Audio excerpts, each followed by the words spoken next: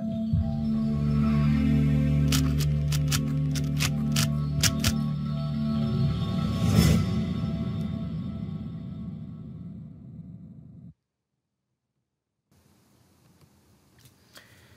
Welcome to my class. Students, आज का हमारा चैप्टर है चैप्टर नंबर 9 केमिकल इक्विलिब्रियम और टॉपिक है इम्पोर्टेंस ऑफ इक्विलिब्रियम कांस्टेंट।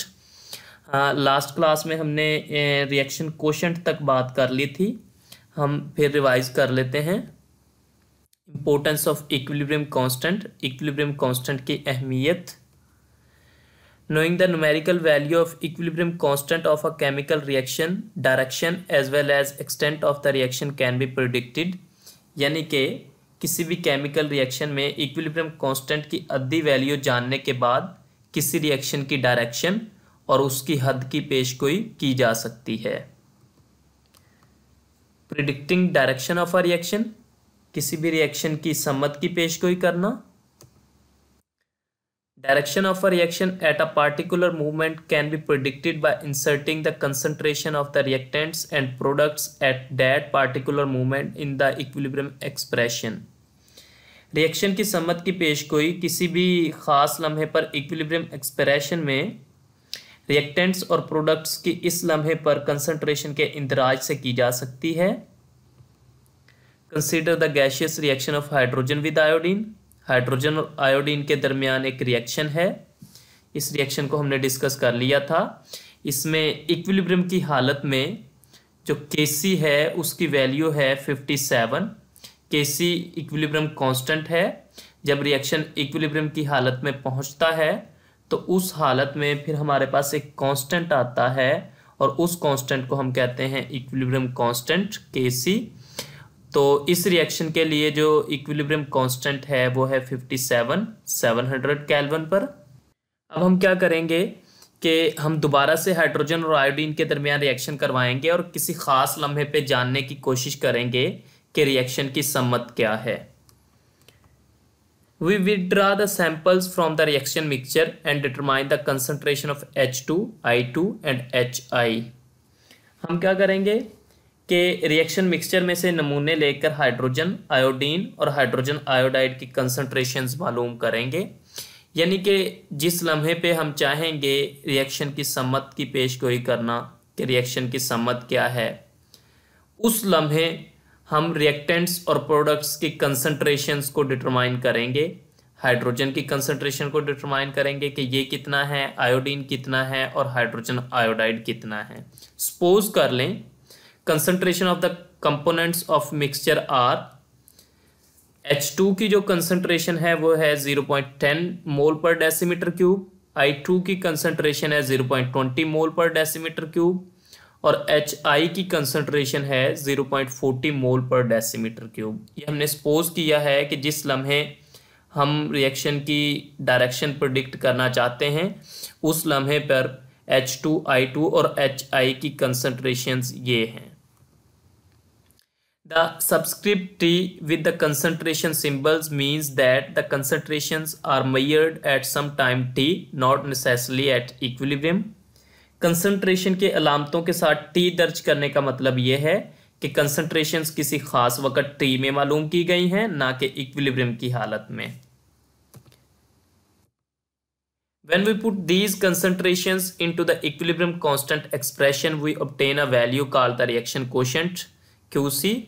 जब हम इन कंसंट्रेशंस को जो कि हमने किसी ख़ास वक्त T टाइम में ली हैं, जब हम इन कंसंट्रेशंस को इक्विलिब्रियम कांस्टेंट एक्सप्रेशन में दर्ज करेंगे तो उससे हमारे पास एक वैल्यू आएगी और उस वैल्यू को हम कहेंगे reaction quotient QC। The reaction quotient for this reaction, इस रिएक्शन के लिए रिएक्शन कोशेंट इस तरह से हम कैलकुलेट करेंगे।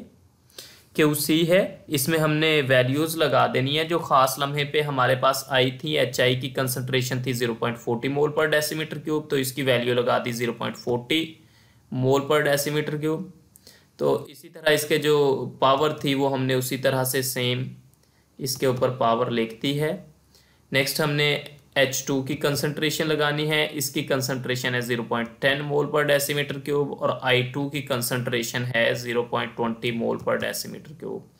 जब हम इस सॉल्व करेंगे तो हमारे पास आंसर आएगा 8। अब हमने देखना है कि ये 8 57 के इक्वल है, उससे कम है या उससे ज़्यादा है। तो ऑब्वियसली ये 8 57 से कम है।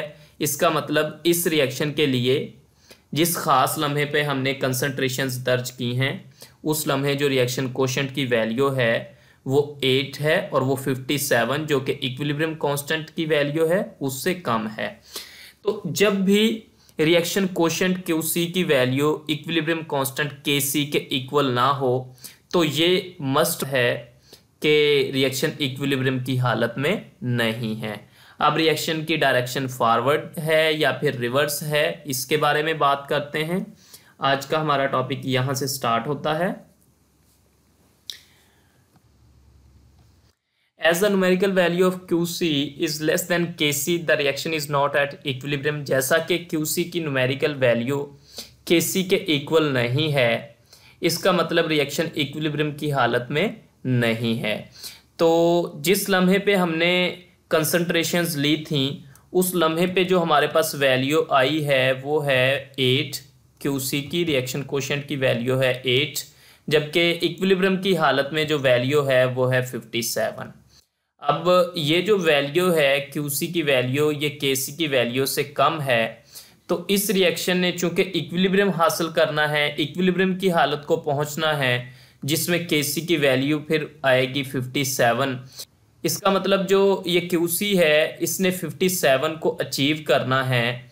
तो अब ये वैल्यू 8 है, इसको इंक्रीज होना है और 57 तक पहुंचना है। तो ये कैसे 57 तक पहुंचेगी, ये लार्ज वैल्यू कैसे बनेगी? अब आपको पता है कि इक्विलिब्रियम एक्सप्रेशन में जो प्रोडक्ट्स हैं वो ऊपर होते हैं और रिएक्टेंट्स नीचे होते हैं। हम चाहते हैं कि आंसर हमारे पास ज़्यादा आए। तो आंसर ज़्यादा कब आएगा? जब ऊपर वाली वैल्यू इंक्रीज करेगी। ऊपर क्या है? प्रोडक्ट्स हैं। इसका मतलब कि अगर प्रोडक्ट्स ज़्यादा बनेंगे तो QC का आंसर इंक्रीज होगा और 57 को अचीव करेगा। तो इसके लिए फिर प्रोडक्ट्स ज़्यादा बनेंगे। प्रोडक्ट किस रिएक्शन में ज़्यादा बनेंगे? प्रोडक्ट बनेंगे फॉरवर्ड रिएक्शन में। इसका मतलब जिस लम्हे पे हमने कंसंट्रेशंस ली थी उस लम्हे पे अभी रिएक्शन ने फॉरवर्ड डायरेक्शन में जाना है और प्रोडक्ट्स को मज़ीद बनाना है ताकि प्रोडक्ट्स बनेंगे और जो QC की वैल्यू है वो इंक्रीज़ होगी और 57 को अचीव करेगी। It requires more concentration of product to attain equilibrium state। और इसमें प्रोडक्ट्स की मज़ीद कंसंट्रेशन की ज़रूरत है इक्विलिब्रियम की हालत को पहुंचने के लिए। Therefore reaction will move in the forward direction. इसलिए ये रिएक्शन आगे की समत में मूव करेगा। चूँकि प्रोडक्ट्स बनते हैं फॉरवर्ड रिएक्शन में और इक्विलिब्रियम की हालत को पहुंचने के लिए अभी मज़ीद प्रोडक्ट्स की ज़रूरत है। इस वजह से फॉरवर्ड रिएक्शन अभी मज़ीद होगा प्रोडक्ट्स बनाने के लिए, और जब फॉरवर्ड रिएक्शन होगा प्रोडक्ट्स बनेंगे तो रिएक्शन इक्विलिब्रियम को पहुंचेगा। The reaction quotient QC is useful because it predicts the direction of the reaction by comparing the value of QC with KC। वो कह रहा है कि रिएक्शन कोशेंट QC बहुत अहम है क्योंकि QC और KC की वैल्यूज़ का मवाजना करके रिएक्शन की समत की पेशगोई की जा सकती है। If QC is less than KC, the reaction goes from left to right, i.e. in forward direction to attain equilibrium।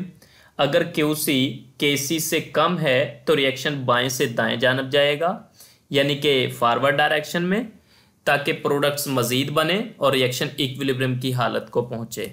जैसे कि यहाँ पे डायग्राम से आपको नज़र आ रहा है कि हमारे पास QC कम है, KC हमारे पास लार्ज है। तो हम चाहते हैं कि QC KC के इक्वल हो तो रिएक्शन आगे की तरफ जाएगा, यानी फॉरवर्ड डायरेक्शन में प्रोडक्ट्स मज़ीद बनेंगे, और जब प्रोडक्ट्स मज़ीद बनेंगे तो QC की वैल्यू इंक्रीज होगी और KC के बराबर पहुंचेगी।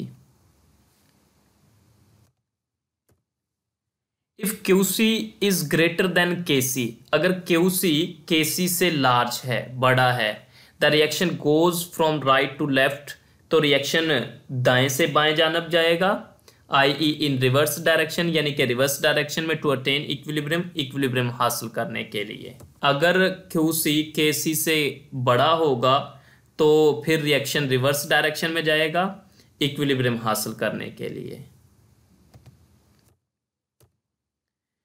If QC is equal to KC, अगर QC KC के बराबर होगा, forward and reverse reactions take place at equal rates, तो फॉरवर्ड और रिवर्स रिएक्शन एक दूसरे की रफ्तार से होंगे, i.e.